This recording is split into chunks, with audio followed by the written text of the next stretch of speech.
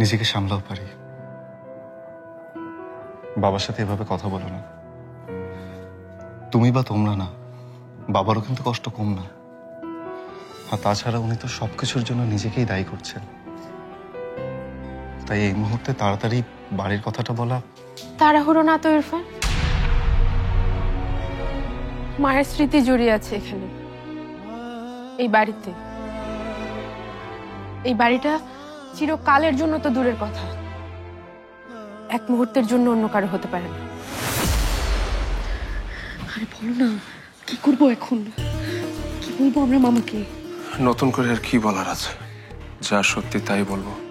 কি পাগল হয়ে গেছো নাকি তুমি? সত্যি কথা বলে দেবে মানে কি? মামা তো তোমাকে। চুপ মিতে, তোর বুদ্ধি তোর কাছেই রাখ, আমাকে আর দিতে আসিস না। আমাকে একটু রেহাই দে প্লিজ।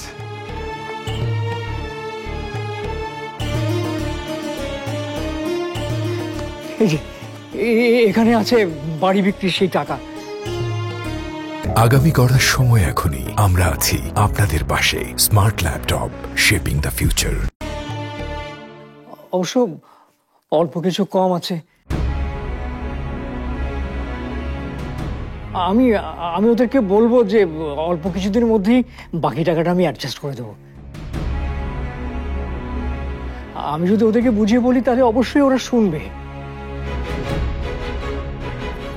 ঠিক আছে বাবা, চলো, আমিও যাব তোমার সাথে।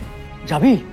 চল তাহলে, এটা দিয়ে বাড়ির কাগজপত্র যা আছে সব নিয়ে আসি। চল। দাঁড়াও বাবা।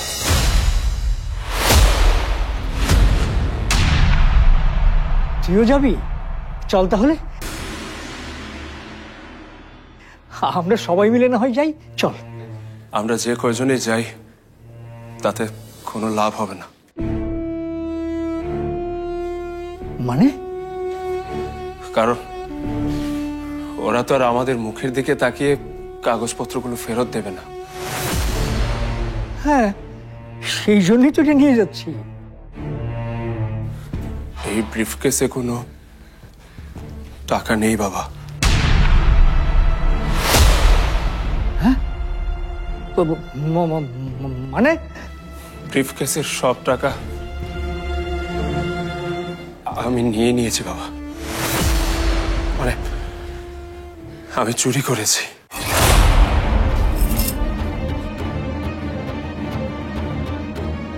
কি কি তুই এসব কি বলছিস? হ্যাঁ,